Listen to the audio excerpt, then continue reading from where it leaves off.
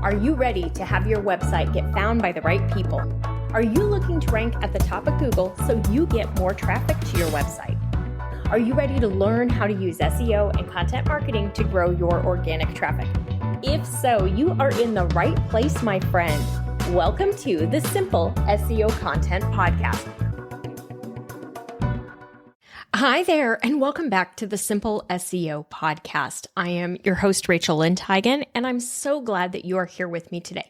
Today, I want to give you 5 quick wins, simple, easy things that you can do to help your website start showing up more often on Google and hopefully start getting more organic, that's the free traffic to your site, which should lead to more leads and more sales. So let's talk about this. What can you do? What can you look at to make a change today?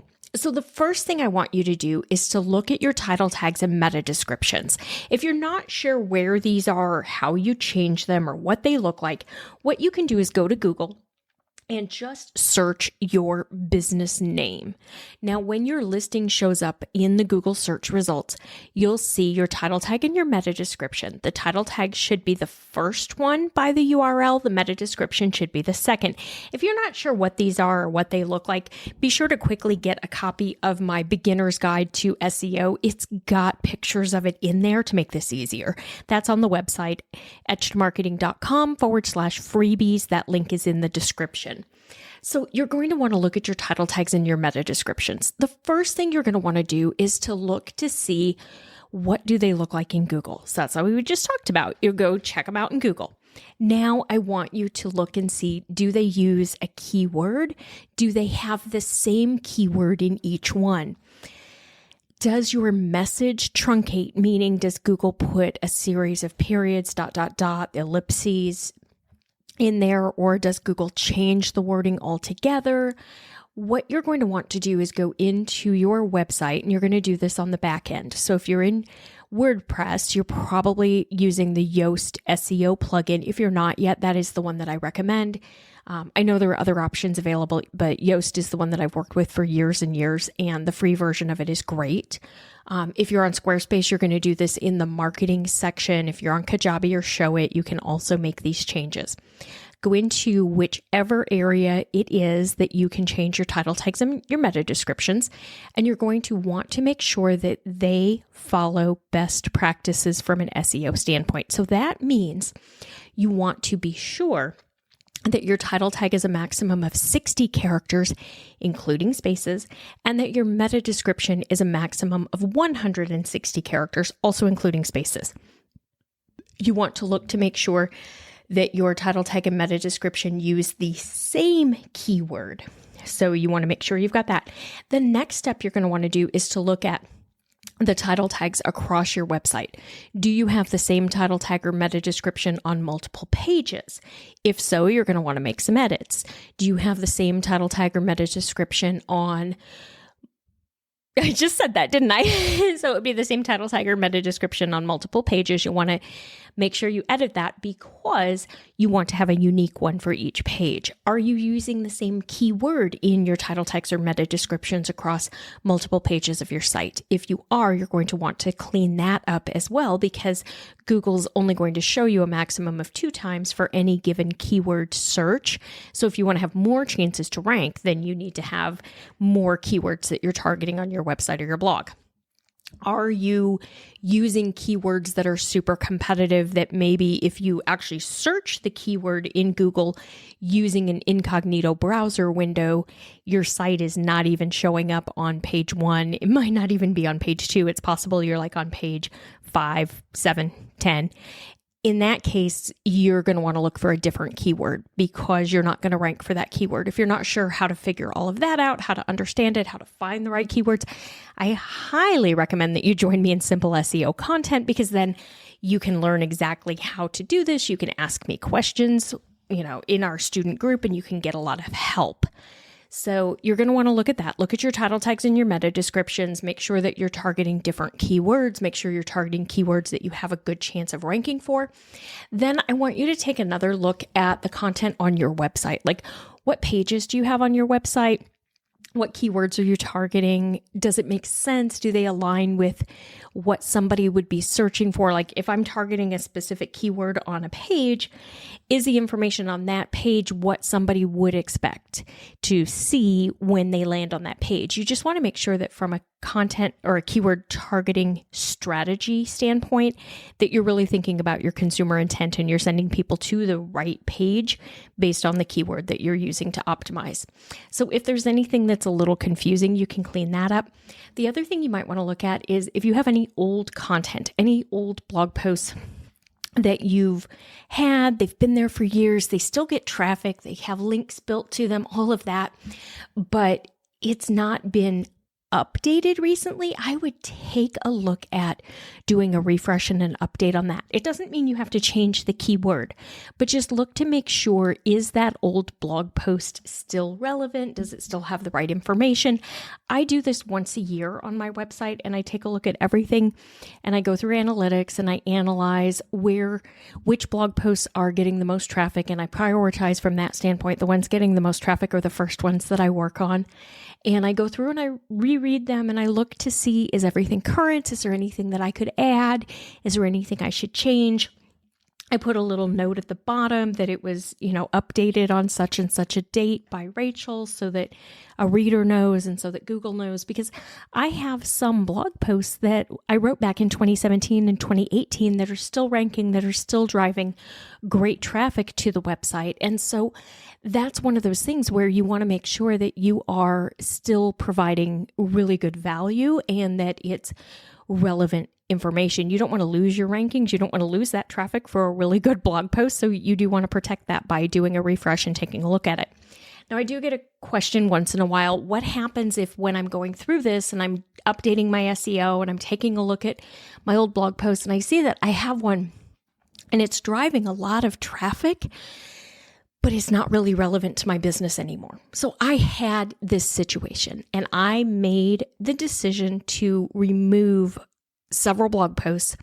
One in particular was driving a ton of traffic, but the traffic was not relevant to the business because there was no product or service that it really could tie to. It ranked in position number 1 for a very generic query that I did not truly expect that I would rank for. And it drove a lot of traffic, but the problem was the people who came only read that one blog post because it was a blog post on how to nail your first Facebook Live. I wrote it back in like 2017 or 2018 when Facebook Live was still really new and people were trying to understand it. And I found it amazing that 7 years later, it was still driving a lot of traffic. But looking at that page and how it worked, yes, it was driving traffic and it was ranking really high, but it wasn't bringing in people who were interested in learning about SEO. It was bringing in people who were interested in learning about Facebook Live. And they weren't really engaging with other content, even though I had tried over the years. I tried to put an opt-in on there that tied to SEO. I tried to link to other blog posts that might help them with their overall organic marketing foundation, all of that. They just were interested in Facebook Live. So if you have a situation like that, you go through and you look and it's like, oh my gosh, this post gets so much traffic, but I don't have anything I can sell. I don't have anything related to it. It's not really super helpful for my customer today because maybe you've switched niches or you've adjusted over the years. It's okay to remove it. And I want you to hear me say that it's okay to remove it.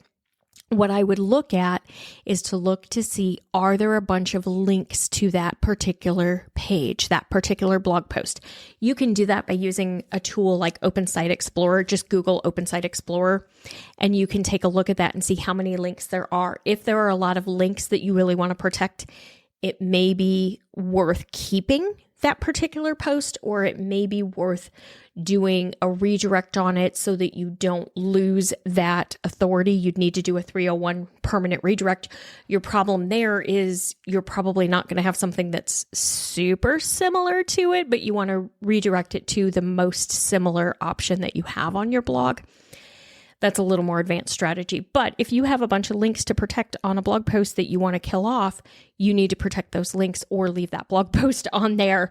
Just because if you take away a blog post that's got a bunch of links, it can actually impact your overall website domain authority, which can make it a little harder for you to rank for keywords. Now, if you have a situation like this and you'd really like to have me take a look at it with you and help you and guide you, just join me in class. You can find the free class on the website, go through that, register then through that link because there is a discount through the free class that you can get to on the website. And I want you to make sure you're a podcast listener. I want to make sure that you get that discounted enrollment option. There are also some great bonuses there for you. So make sure you listen to that, register for class, and then come in and ask those questions. And I will be happy to help you through this because I know sometimes it can be a little stressful trying to decide what to do with an old blog and what do I save and what do I get rid of and all of that. And I can help you with that. All right. So if you are, just a quick recap, some things you can do to start helping your SEO. That is going to be the main thing let's focus on will be your title tags and your meta descriptions, making sure you have a unique one for every page. So if you have pages where you don't have them, go ahead and write them. If you have used the same keyword on all of them, go ahead and edit them. You want to use a different keyword on each one. If you are targeting keywords, but you are not showing up for those keywords when you search in Google with an incognito browser window, you're probably going to want to adjust your keyword targeting because it's probably too competitive and you're probably not going to rank for that. Take a look at your content, see if there's any edits that you need to do, anything that you need to update, any content that's no longer really super relevant to your website. All of those things should start to help you update and help you or start to help your SEO program work just a little bit better.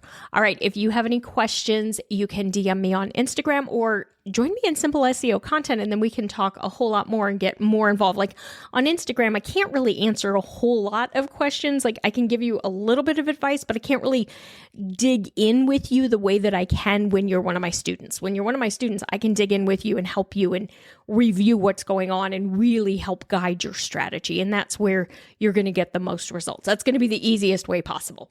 So if you're ready, join me in class. Otherwise, I will see you back here next week. Bye for now. That's all for today's episode of the Simple SEO Content Podcast. I want to thank you so much for joining me. Make sure you visit my website, etchedmarketing.com, and visit the freebies tab.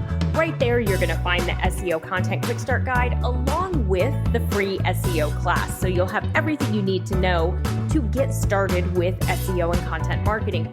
Then do me a favor, if you wouldn't mind, if you would do a rating and a review of this podcast on your favorite platform, that would really help spread the message, and I do greatly appreciate it.